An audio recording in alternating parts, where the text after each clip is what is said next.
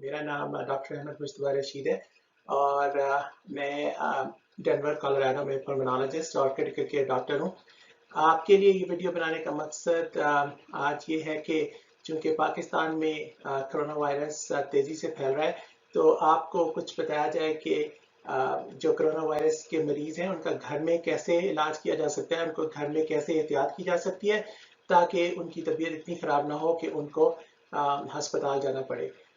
आइंदा आने वाले कुछ दिनों में हम और वीडियोस बनाएंगे जिसमें आपको बताएंगे कि घर में ऑक्सीजन कैसे यूज़ की जा सकती है और ये कि अगर कोई अस्पताल चला जाए या किसी को अस्पताल जाना चाहिए तो उसके लिए क्या एक्सपेक्ट करना चाहिए और वहाँ पे क्या इलाज मुयस्सर है।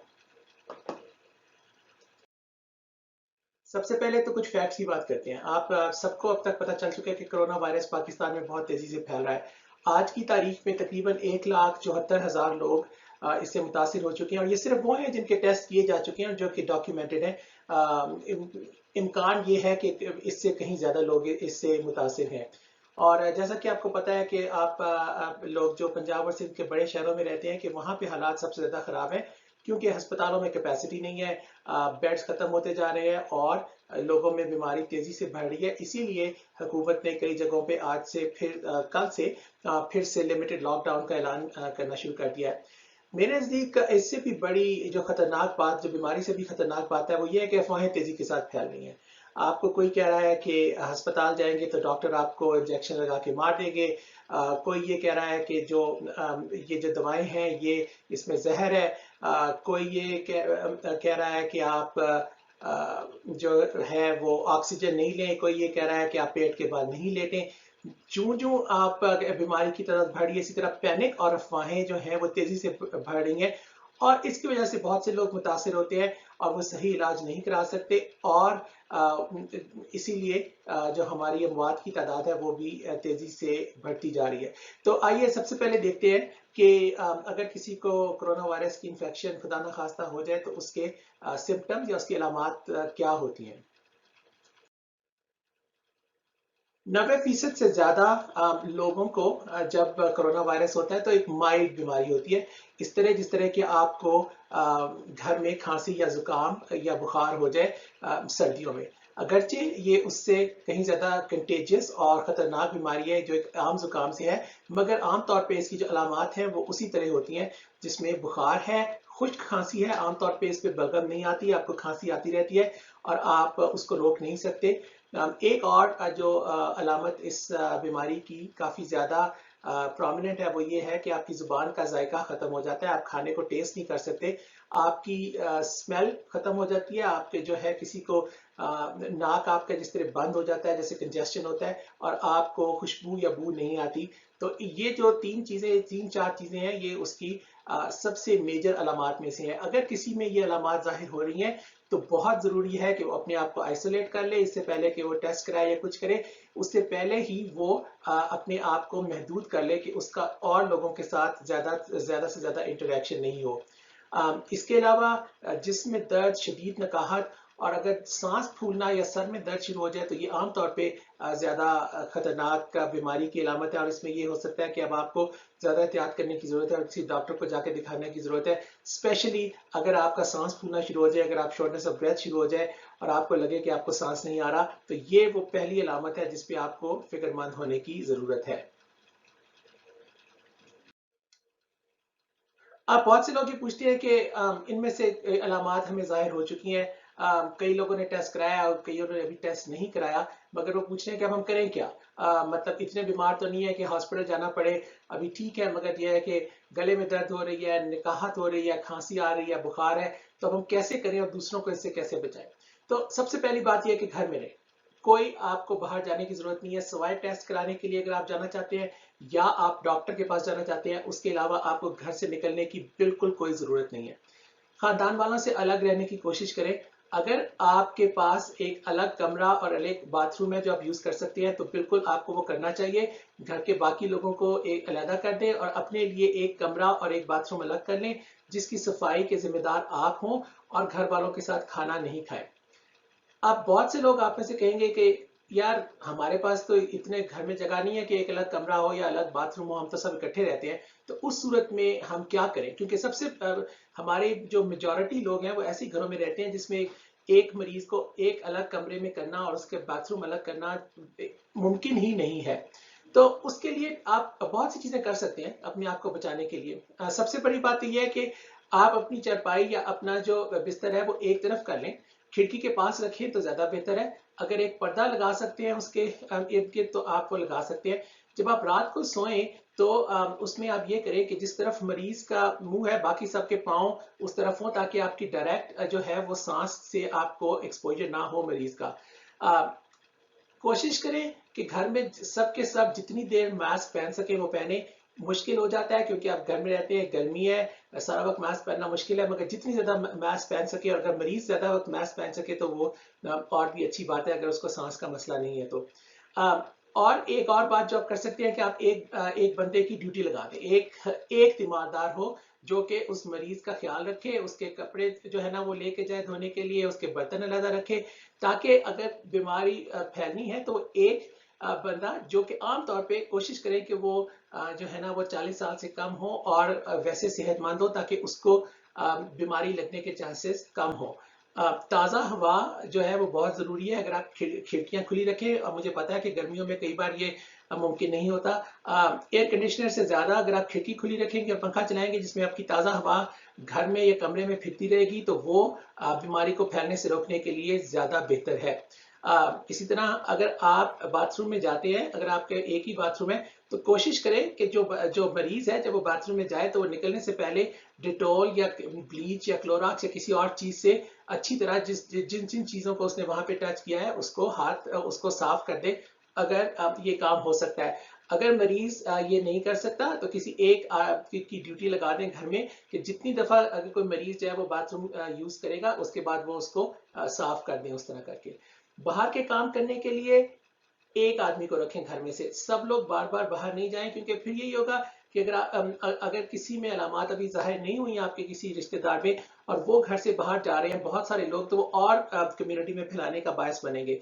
तो आप इस तरह कर सकते हैं कि घर में एक आदमी मरीज का ख्याल रखने के लिए, और जो खुद भी बाहर कम से कम जाए, और एक आदमी जिसका मरीज के साथ कम से कम कांटेक्ट हो, वो घर के बाहर के काम करे, सौदा ला रहा है, कुछ और काम करना है वो कर सकता है। तो इसमें आप इसको डिवाइड कर सकते हैं। बुजुर्गों का खास ख्याल रखिए। अगर आपको कोई अलामत हो गई है तो जो लोग 60 साल से ज्यादा के हैं या जिनको कोई और बीमारी है जिसमें डायबिटीज या ब्लड प्रेशर या कुछ, उनको तो बिल्कुल अलहदा कर दे और उनका भी ऐसे ही ख्याल रखे जैसे कि वो उनको अभी अलामत जाहिर हो चुकी हैं या वो मरीज बन चुके हैं।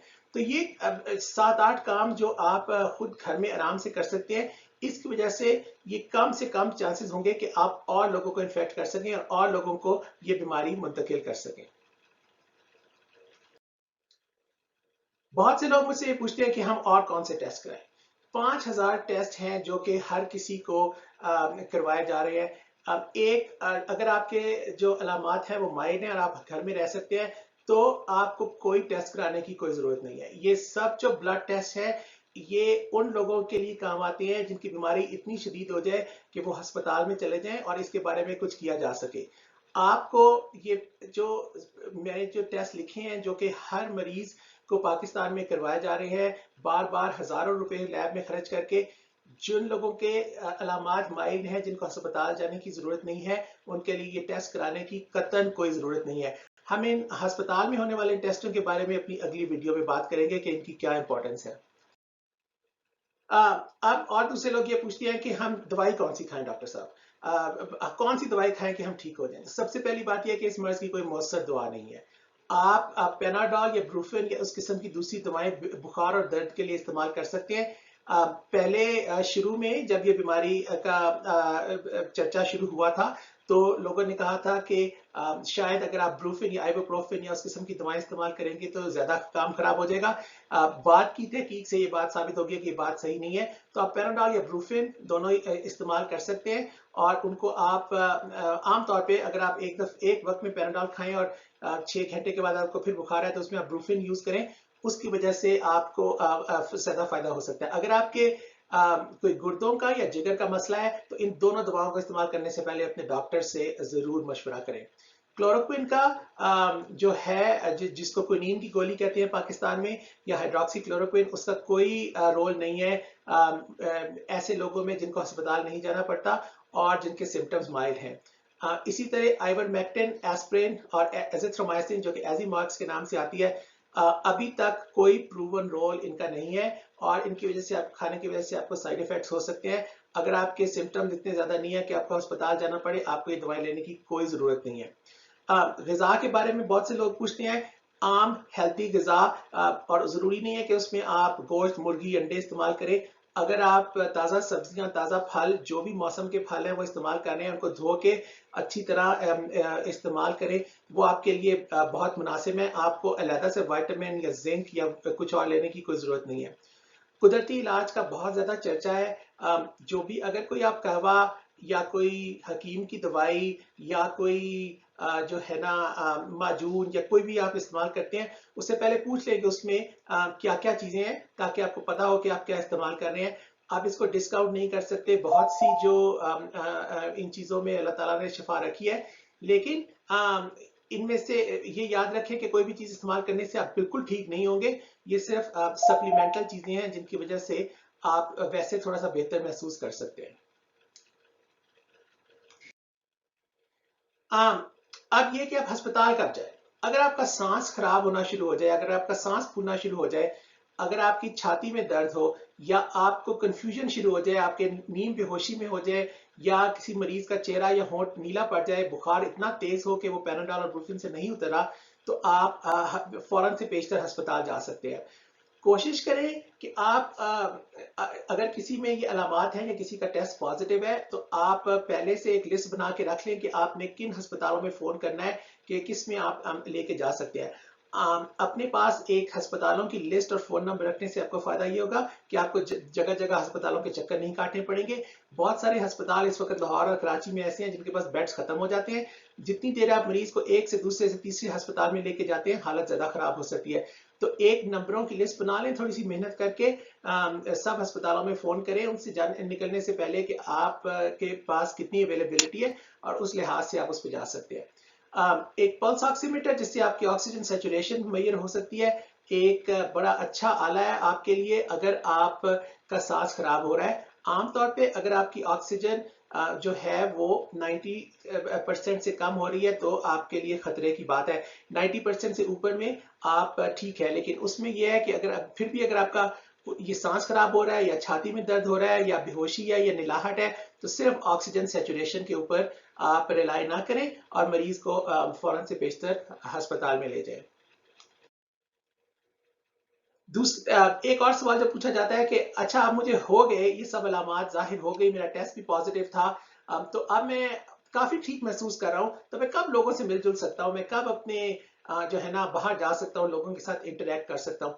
सबसे पहली बात तो ये कि अगर आप काम पे वापस जाना चाहते हैं तो अपने काम से पूछें कि उनकी पॉलिसी क्या है, कि आप वापस आ सकते हैं या आपको दोबारा टेस्ट कराने की जरूरत है कि नहीं।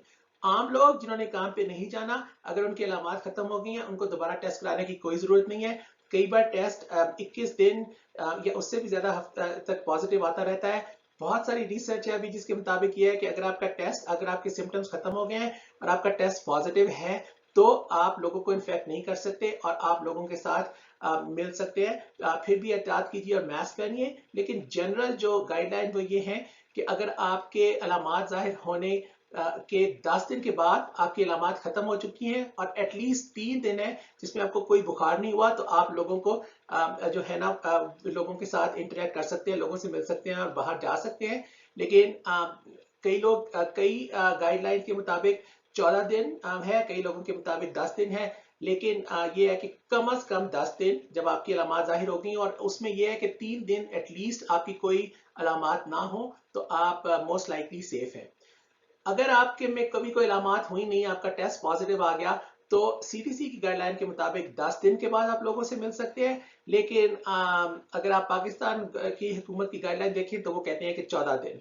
सो आप उसी के ऊपर उसके ऊपर अमल करें।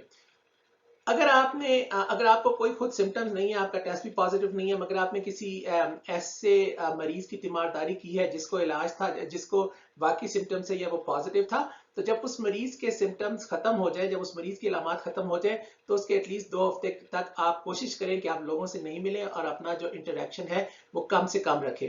इवन इसके बाद भी जब आप बाहर निकलें तो मास्क पहने रखें, बार बार अपने हाथ धोते रहें, अपने इर्द गिर्द की जगहों को साफ रखें ताकि आप खुद भी इन्फेक्ट ना हो और आप लोगों को भी इन्फेक्ट ना कर सकें।